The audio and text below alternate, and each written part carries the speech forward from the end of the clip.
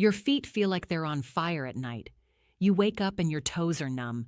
Tingling shoots up your legs when you stand. You've been to doctors. You've heard the words peripheral neuropathy. And you've probably been told it's just aging, or it's genetic, or there's nothing you can really do about it. But what if I told you that research published in major medical journals points to one specific metabolic toxin that may be quietly damaging your nerves right now? And most people have no idea their body is producing it. This isn't about pesticides or heavy metals. This is a toxin your own body creates when certain eating patterns trigger specific chemical reactions.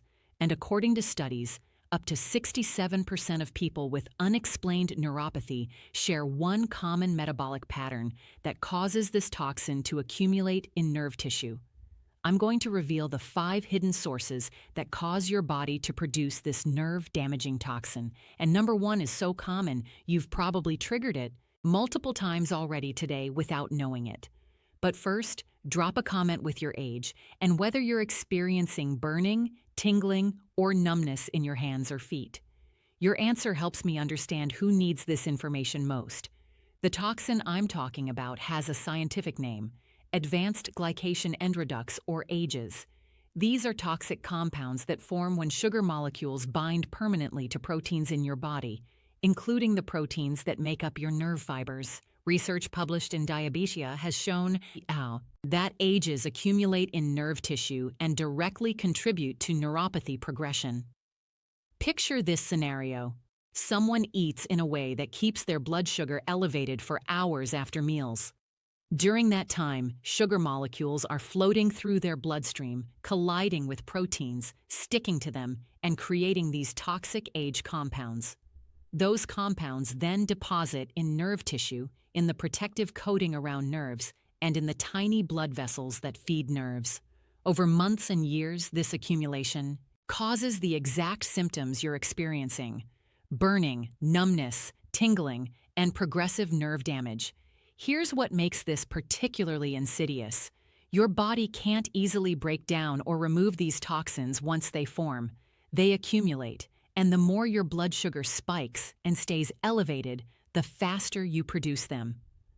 According to research in the Archives of Internal Medicine, seniors with peripheral neuropathy have significantly higher rates of falls, loss of balance, and inability to perform daily activities independently. The numbness makes it impossible to feel where your feet are. The weakness makes stairs dangerous. The burning pain disrupts sleep, which affects cognitive function, mood, and overall health. And here's the urgent part. Research published in the Journal of Diabetes and its Complications found that once age accumulation reaches a certain threshold in nerve tissue, the damage becomes extremely difficult to reverse. Some studies suggest there's a window, often in the early stages of symptoms, where stopping the toxin production can prevent further progression. But that window closes. The longer these toxins accumulate, the less responsive nerves become to intervention. Most people don't realize they're in this critical window until it's already closing. Now, I know what you're thinking. This sounds terrifying. If my body's been producing this toxin for years, is it too late?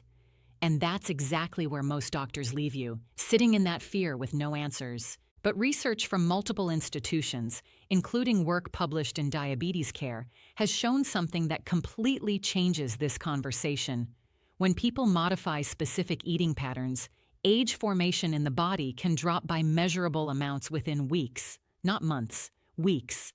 We're not talking about experimental drugs or expensive treatments. We're talking about understanding how your body produces this toxin and turning off the tap. And here's the part that nobody talks about. Everyone's been focused on cutting out foods. Don't eat this. Avoid that. But the research points to something different. How you combine foods and when you eat them appears to matter more than which specific foods you choose. Your morning toast isn't the enemy. Eating that toast by itself at 7 a.m., then snacking at 9, then eating again at 11. That pattern is what's creating the problem. If you understand the mechanism, you can work with your body instead of against it. Let me walk you through the 5 patterns that research shows accelerate age production in your body. And I'm starting with number 5 because it's probably the one you'll find easiest to fix. Most people don't think about when they stop eating. Breakfast at 6 m, snack at 9 m, lunch at noon, another snack at 3, dinner at 6 m, then maybe fruit or yogurt at 8:30 while watching TV. 15. 16 hours of eating spread across the day. And research published in Cell Metabolism shows this creates a problem most people never connect to their nerve pain. Every time you eat, particularly anything with carbohydrates, your blood sugar rises. That elevated blood sugar is the environment where sugar molecules start binding to proteins and forming ages. When you eat every 2 to 3 hours from morning until night, you're keeping blood sugar elevated for that entire 15-16-hour window. Your body never gets a break. It's producing these toxic compounds continuously. The researchers compared 2 groups, same food, same total calories. The only difference was timing. One group ate across 15 hours. The other group compressed all their eating into 10 hours. The 10-hour group showed lower markers of age accumulation in their blood tests. They weren't eating less. They were just giving their body extended hours where blood sugar could drop to baseline and toxin production could slow down. Let me give you a real-world example of how this works. Someone wakes up at 6, has coffee with creamer. That starts the clock. They eat breakfast at 7:30, snack at 10, lunch at 1 hours, another snack at 4 hours, dinner at 7, then ice cream at 9 hours while watching the news. They've just maintained elevated blood sugar for 15 hours straight. Now imagine they shifted everything. Same meals, same snacks, but compressed between 8 a.m. and 6 p.m. 10 hours. They've just cut their daily toxin production window by 5 hours. Over weeks, over months, research suggests that adds up to measurably less age accumulation in nerve tissue. You can start this today without changing a single food you eat. Just change when you stop. If you currently eat across a 14 to 16-hour window, begin narrowing it gradually. Stop eating by 7:00 p.m. as a first step. Then, if comfortable, delay your first meal by an hour. Aim for a 12-hour window initially, which many people find sustainable. Then, consider narrowing to 10 hours if your schedule allows. Anyone taking diabetes medications, blood pressure medications, or insulin must consult their healthcare provider before changing meal timing. Medication dosing is often calibrated to specific eating schedules, and changes can cause dangerous blood sugar or blood pressure fluctuations. People with a history of eating disorders should also approach time-restricted eating only under medical supervision. Now, this next one catches people completely off guard because it seems unrelated, but stay with me because the connection is stronger than you might think. Research published in JAMA tracked thousands of people taking proton pump inhibitors. Those are the purple pill, the little pink pill, the medications doctors prescribed for heartburn and acid reflux. And what they found was that long-term use, we're talking years, was linked to vitamin B12 deficiency. You might be wondering what B12 has to do with nerve toxins. Everything, actually. Your body has a detoxification system. It's constantly trying to break down and remove these age compounds we've been talking about. One of the primary pathways for that detox process requires B12. It's called methylation. And without adequate B12, that pathway slows down. So, you're not just producing more toxins from elevated blood sugar, you're also losing your ability to clear the ones you're making. They accumulate faster. And there's a second hit. B12 is essential for maintaining myelin, which is the protective coating around your nerve fibers. Think of it like insulation on electrical wires. When B12 drops too low, that insulation deteriorates. Now, your nerves are both exposed to more toxins and less protected against them. The mechanism makes perfect sense once you understand it. Stomach acid is required to separate B12 from the proteins in food so your body can absorb it. These acid-blocking medications reduce stomach acid by up to 90%. You can be eating plenty of meat, eggs, and dairy, all rich in B12, but if your stomach can't process it, you're not absorbing it. Over years, your stores deplete. Here's what happens in real life. Someone's been on one of these medications for 5, 6, 7 years. Their diet's fine. They eat well, but nobody's checked their B12. They start developing tingling in their feet, numbness in their hands. 3 doctors evaluate them. Everyone assumes it's aging or early diabetes. Nobody connects it to the heartburn pill they take every single morning. And here's the kicker. Standard lab testing calls B12 levels normal if they're above 200 pogs per milliliter. But research suggests that for neurological health, for protecting nerves and supporting detoxification, you want levels above 500. Someone can be technically normal at 250 and still be setting themselves up for nerve damage. If you've used acid-blocking medications for more than 1 year, ask your healthcare provider to check your B12 level with a blood test. Discuss whether you still need the medication or if alternatives exist. Consider sublingual B12 supplements, which dissolve under the tongue and bypass the need for stomach acid, but only under medical guidance. Never stop prescribed acid-blocking medications abruptly, without medical supervision, as rebound acid production can be severe. Some conditions, including Barrett's esophagus and certain ulcers, require acid suppression. Work with your healthcare provider to weigh the risks and benefits. B12 supplementation can interact with certain medications, including metformin, and can mask symptoms of other deficiencies. So, medical oversight is essential. All right, number 3 is going to be uncomfortable for some of you, and I get it. But the research on this is too clear to ignore. Fruit juice, smoothies, those green drinks everyone says are so healthy. From a nerve protection standpoint, research published in the American Journal of Clinical Nutrition shows these are among the worst things you can consume. And before you think I'm being dramatic, let me show you what the science actually found. They took 2 groups. One group ate whole oranges. The other group drank fresh squeezed orange juice. Same oranges, same total sugar. But the juice group's blood sugar spiked 40 to 60% higher, and when they measured markers of age formation afterward, the juice group was producing these toxic compounds at a significantly faster rate. Why? Fiber. When you bite into an apple or peel an orange, you're getting fiber that acts like a physical barrier in your digestive system. Sugar releases slowly as your body breaks down the fruit over 1, 2, sometimes 3 hours.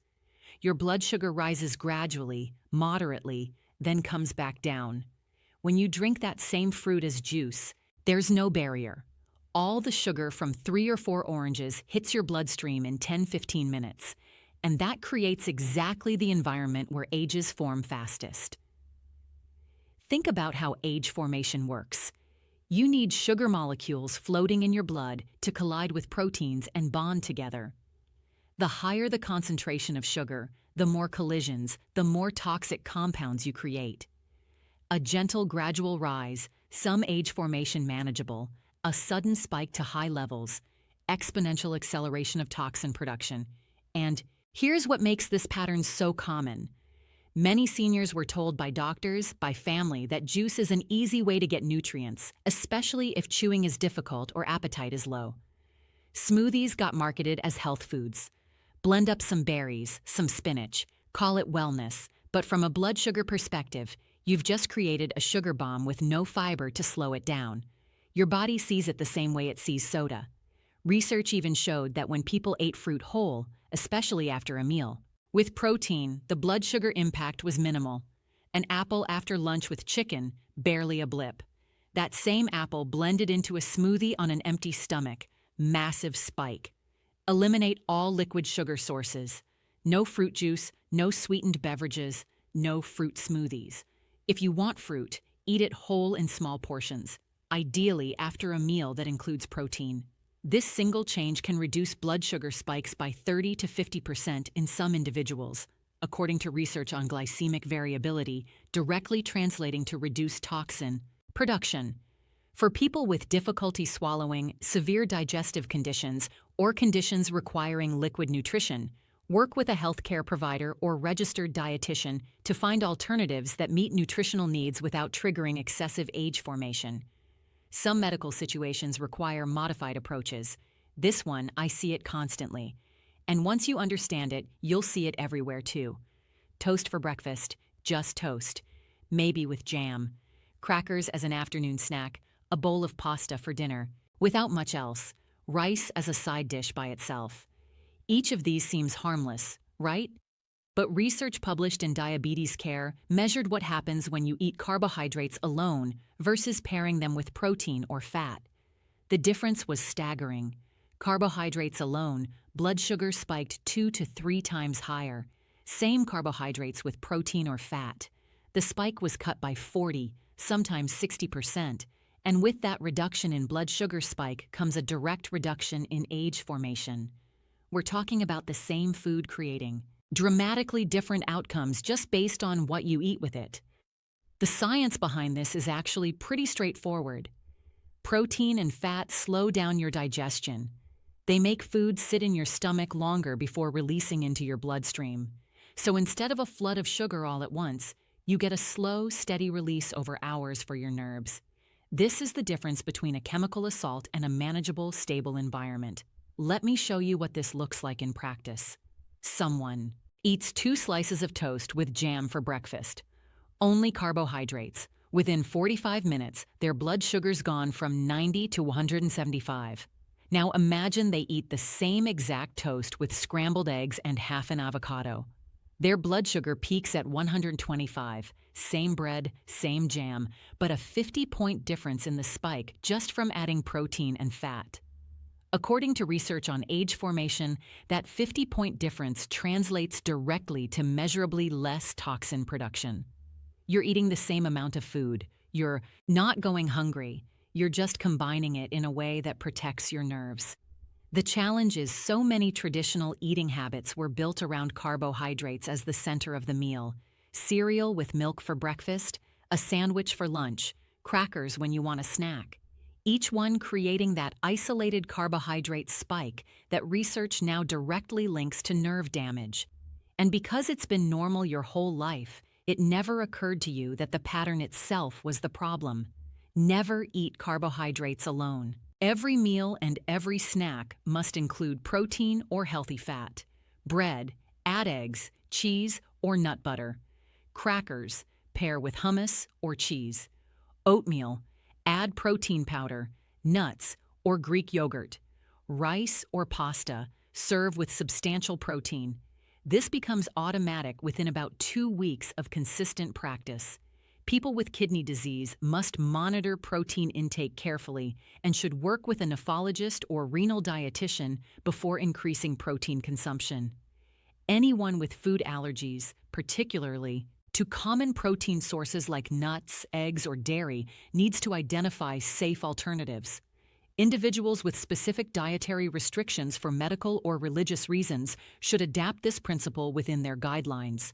And now we get to number 1. This is the pattern that changes everything, and it's the reason most people with nerve damage never knew they were at risk until it was too late. Your doctor orders a fasting blood sugar test. You don't eat for 12 hours. Go in first thing in the morning. They draw blood.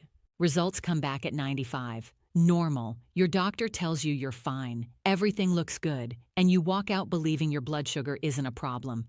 But here's what research published in JAMA Neurology found. 40% of people with confirmed peripheral neuropathy had completely normal fasting blood sugar. Normal. And yet their nerves were deteriorating. How is that possible? Because fasting blood sugar only shows you the lowest point. It doesn't show you what happens after you eat. And that's where the real damage occurs. Studies in diabetes care have shown that post-meal blood sugar, what happens at the 1 hour and 2 hour marks after eating, is more predictive of nerve damage than fasting levels. But almost nobody gets tested for it. So what's actually happening? You eat breakfast, your blood sugar spikes to 175, stays elevated at 150 for 2, 3, sometimes 4 hours. Then it finally comes back down. You eat lunch, same thing. Dinner, same thing. 3 times a day, every single day, your blood sugar is surging into ranges that research associates with rapid age formation. But because fasting tests only measure the valley between those peaks, it never gets detected. Research published in Diabetes found that people with what's called impaired glucose tolerance, where post-meal sugars are elevated but fasting levels stay normal, already show measurable nerve dysfunction in detailed testing. This is happening before diabetes gets diagnosed, before most people have any clue there's a metabolic problem. Think about what this means. Someone goes in for their annual physical every year, gets told their fasting glucose is fine, 92, 95, 98, all normal. Meanwhile, after every single meal, their glucose is hitting 170, 180, staying there for hours. Their body is producing nerve toxins at an accelerated rate 3 times a day for years, and the standard medical system never caught it because they only tested the wrong number. The American Diabetes Association now recommends hemoglobin A1C testing, which measures your average blood sugar over 3 months. Anything above 5.7 suggests prediabetes and increased risk for age accumulation. That's better. It catches some of these patterns. But even A1C is just an average. It still doesn't show you the actual spikes where toxin production happens fastest. Ask your healthcare provider for a hemoglobin A1C test. If it's above 5.7, request post-meal glucose testing.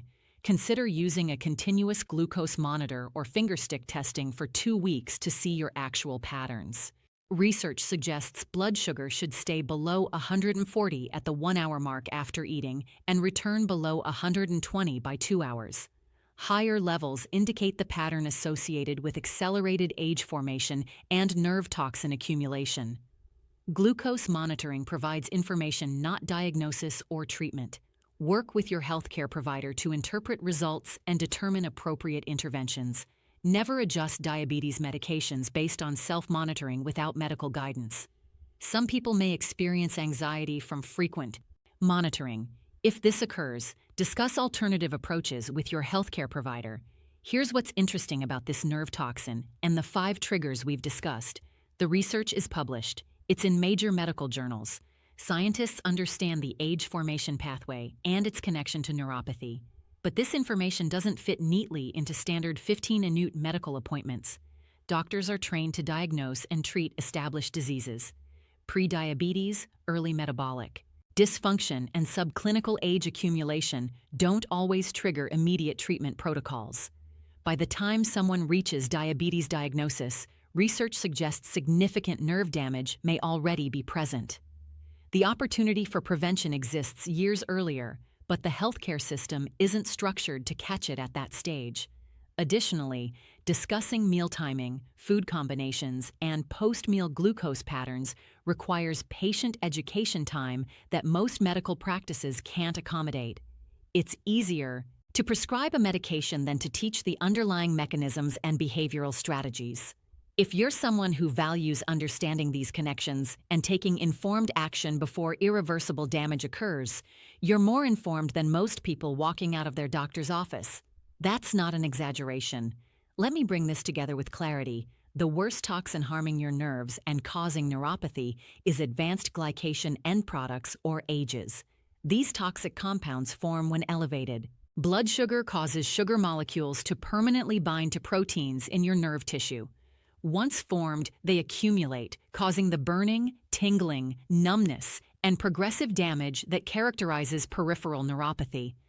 The 5 triggers we've discussed, the constant eating pattern, the vitamin B12 depletion cycle, the liquid sugar flood, the isolated carbohydrate pattern, and the post-meal toxin surge you've never measured all share one common thread. They create the elevated blood sugar environment where age formation accelerates. Here's what gives me hope for you. While you can't easily remove AGs once they've formed, you can stop producing new ones. Research shows that when people implement the strategies we've discussed, markers of age formation in blood tests decrease within weeks. That means less ongoing damage. That means preserving the nerve function you still have. Your action plan designed to be practical and sustainable. Week 1, eliminate all liquid sugar.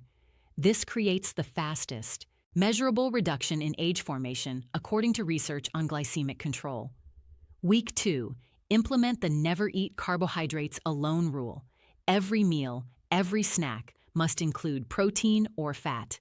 Week 3, if you're currently eating across a 14 to 16 hour window, begin narrowing it to 12 hours. Stop eating by 700 p.m. and delay breakfast slightly if comfortable.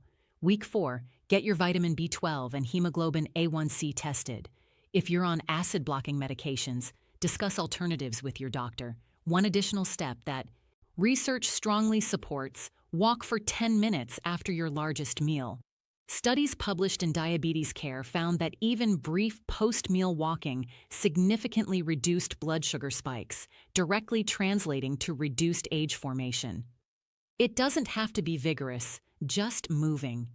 These aren't guarantees. Individual responses vary based on genetics, current health status, and how long ages have been accumulating.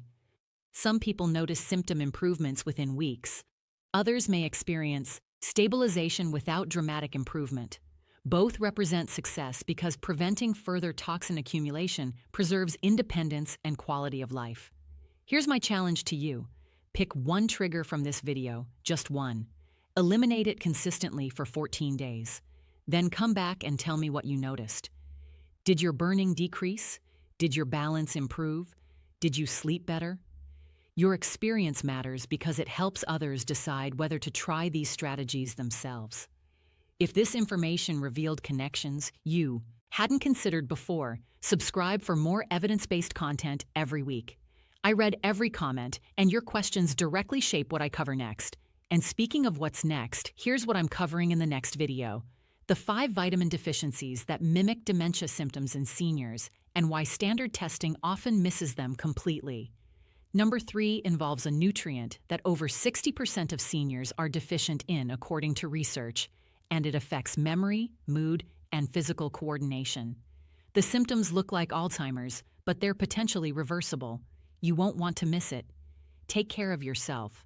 Your nerves deserve protection, and you deserve accurate information that respects both the science and your intelligence.